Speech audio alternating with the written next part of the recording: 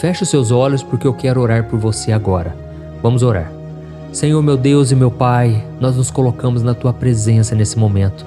Pai, nós queremos Te louvar e engrandecer o Seu nome. Só o Senhor, meu Deus, é digno da nossa adoração. E como é bom, meu Pai, poder nos achegarmos aos Teus pés e declarar o nosso amor. Ó Jesus, nós Te amamos porque o Senhor nos amou primeiro. E nós Te pedimos perdão também, Senhor, pelos nossos pecados, pelas vezes em que agimos pela carne e não pelo Espírito. Por mais que muitas vezes tentemos andar de acordo com a Tua palavra, Senhor, muitas vezes a gente tropeça, a gente se afasta da Tua presença. Por isso nós clamamos, Senhor, nos resgate mais uma vez, assim como aquele pastor da parábola fez ao deixar as 99 ovelhinhas para buscar aquela que estava perdida.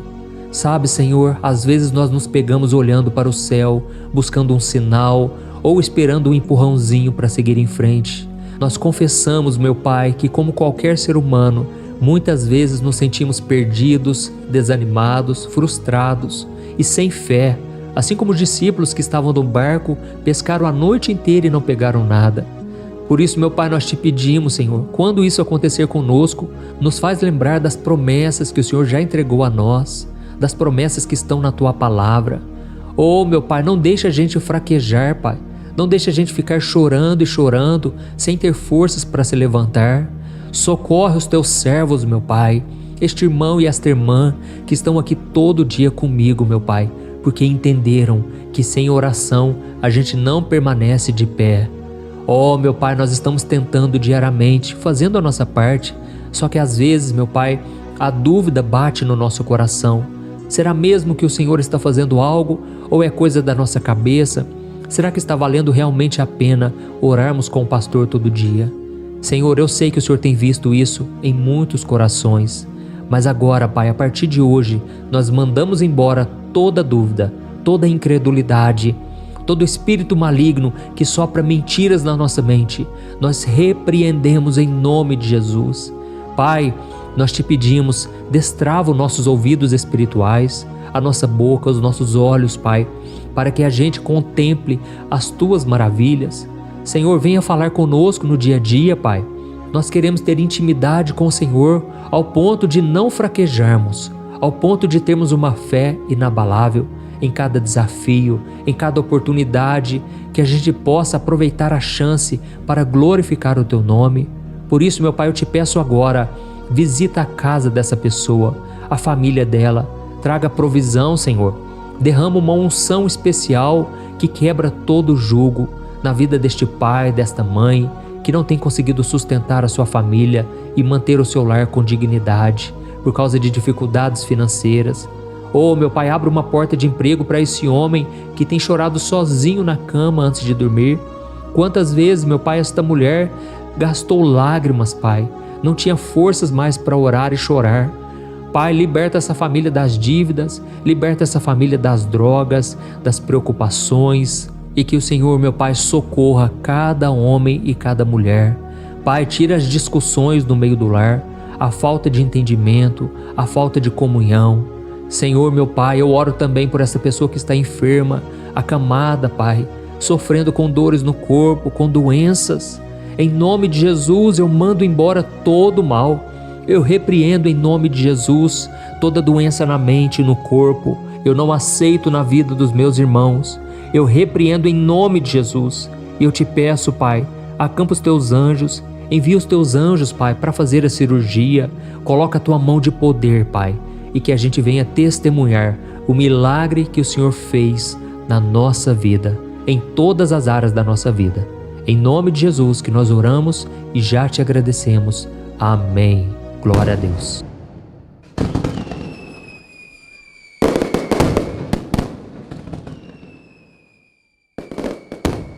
Versículo que está em Eclesiastes, capítulo 11, que falou muito ao meu coração no momento difícil da minha vida, um momento de incertezas, e também vai falar com você.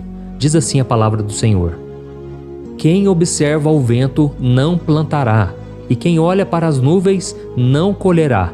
Assim como você não conhece o caminho do vento, nem como o corpo é formado no ventre de uma mulher, também não pode compreender as obras de Deus, o Criador de todas as coisas. Glória a Deus. Meu querido irmão e minha irmã, deixa eu te perguntar uma coisa. Você já se sentiu frustrado por não ver resultados no seu trabalho, na sua família ou na sua vida espiritual? Já se perguntou se vale a pena continuar tentando, se Deus está mesmo cuidando de você? Se você já passou por esses momentos de desânimo, saiba que você não está sozinho. Todo mundo passa por momentos assim. Eu mesmo já passei por situações em que eu me perguntava: será que vale a pena realmente continuar insistindo nisso? E se não der certo? E se eu estiver apenas desperdiçando o meu esforço, os meus recursos, a minha vida nisso? Não seria melhor desistir agora e me poupar da frustração por não ter conseguido? Irmãos, esses pensamentos vinham a todo tempo na minha mente, sempre quando eu queria começar uma coisa nova, sempre quando eu estava esperando por algo e pedindo a Deus em oração. Irmãos, é um sentimento terrível, e a Bíblia nos mostra que os discípulos de Jesus também passaram por isso. A Bíblia conta em João capítulo 21 que depois da ressurreição de Cristo, alguns dos seus discípulos voltaram à sua antiga profissão de pescadores. Eles estavam desanimados em relação ao seu chamado, eles achavam talvez que não fossem merecedores, não fossem capazes, e eles decidiram fazer o que eles sabiam fazer de melhor, que era ser pescadores de peixes. E então eles passaram a noite inteira no mar, mas não pegaram nada. Esses dias eu estava assistindo a série The Chosen e retrata muito bem isso, a frustração deles, o desespero, porque eles dependiam da pesca para o seu sustento. Eu fico imaginando eles muito cansados, com fome, desanimados. E ao amanhecer, eles viram uma pessoa na praia que lhes perguntou se eles tinham alguma coisa para comer, e eles responderam que não. Então essa pessoa lhes disse para lançarem a rede do lado direito do barco, porque eles encontrariam peixes. Afinal de contas, eles já tinham revirado o mar a noite inteira. Mas algo tocou o coração deles para que eles fizessem o que aquele homem tinha dito. Então eles voltaram, jogaram a rede e ficaram surpresos com a quantidade de peixes que pegaram. E a Bíblia dá um número de 153 peixes ao todo. E naquele exato momento, eles reconheceram que era o Senhor Jesus e correram para encontrá-lo. Irmãos, eu me lembro quando eu estava lendo essa passagem e foi um dos momentos mais difíceis da minha vida. O momento onde eu estava muito frustrado, desanimado e eu não tinha muitas vezes nem vontade de orar, de ler a Bíblia. Mas essa passagem tocou profundamente no meu coração porque eu acreditei que se Jesus me desse uma única palavra, aquilo poderia mudar o meu futuro, a minha vida. E eu comecei a orar nesse sentido: Senhor, libera uma palavra sobre mim. Senhor, basta uma palavra sua e a minha vida irá mudar. Então, se você também precisa de uma palavra, escreva aqui nos comentários o seu primeiro nome e na frente escreva assim: fala comigo, Senhor. E eu tenho certeza, irmãos, na hora certa, o Senhor falará contigo. Deus não é homem para que minta, nem filho do homem para que se arrependa. O Senhor é fiel e Ele não brinca com os nossos sentimentos. Ele está apenas esperando que a fé brote no nosso coração. Que a gente pare de ficar ansioso, focado nos problemas, e que a gente olhe para o alto, para o autor e consumador da nossa fé, Jesus Cristo. Amém?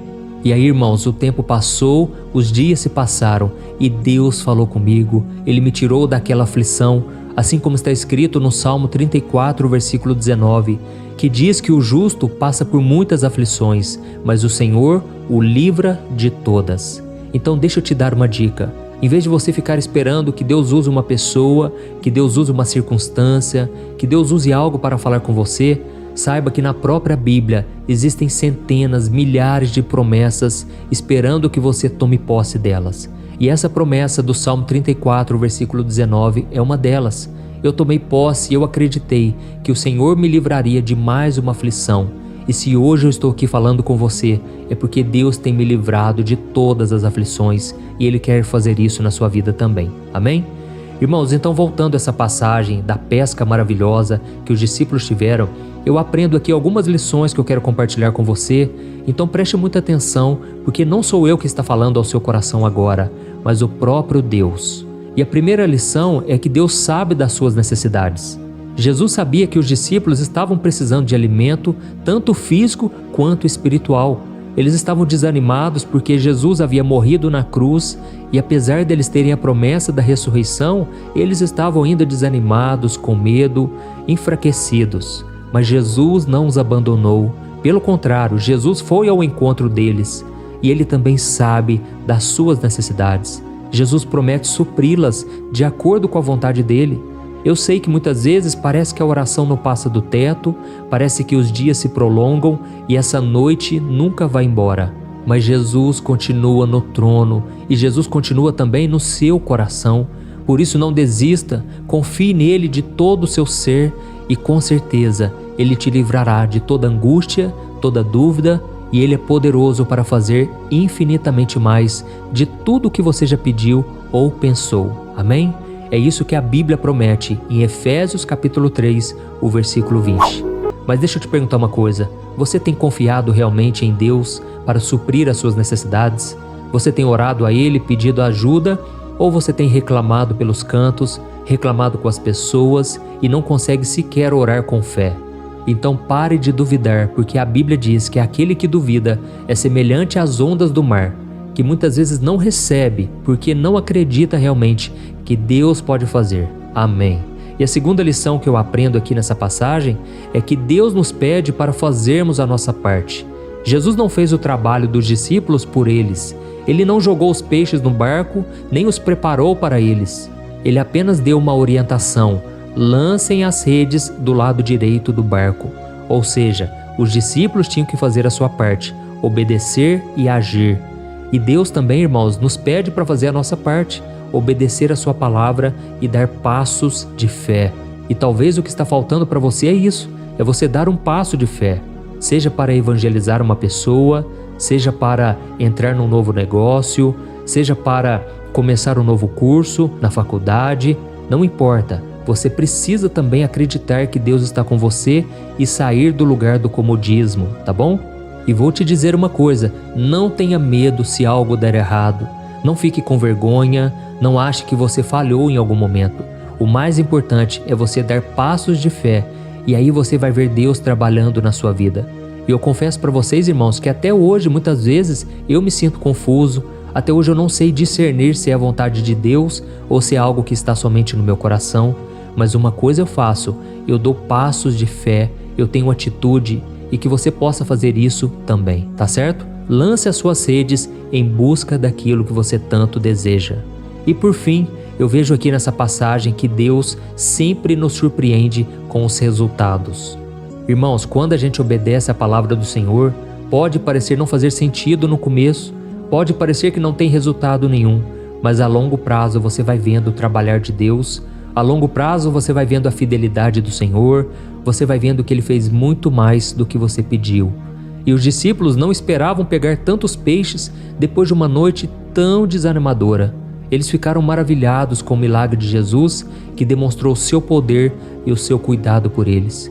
Eu sei, irmãos, que muitas vezes a gente escuta testemunhos de todo mundo e parece que a gente não tem testemunhos para contar. Mas saiba que Deus também trabalha nas pequenas coisas. Só o fato de você ter uma família, ter condições, você estar bem vestido, isso é um sinal claro da provisão de Deus. Quantas pessoas estão piores que você? Quantas pessoas estão com uma vida totalmente bagunçada, uma vida totalmente destruída, porque não têm olhado para Jesus, não têm praticado a sua palavra. Por isso, meu irmão, é hora também da gente olhar para as coisas grandes que Deus já fez e não ficar apenas olhando para o futuro, porque isso pode nos deixar mais ansiosos, mais preocupados e não vamos desfrutar do presente, que é o dia de hoje, tá bom? Tem muitas pessoas que ficam tristes porque parece que estão esperando uma coisa e enquanto aquilo não acontecer, elas não serão felizes de verdade. Irmãos, o mais importante é o processo, é a caminhada. É aí que a gente tem que encontrar a verdadeira paz e alegria. Então eu quero encerrar essa mensagem antes de nós orarmos, te perguntando: você tem se alegrado com aquilo que Deus já fez na sua vida?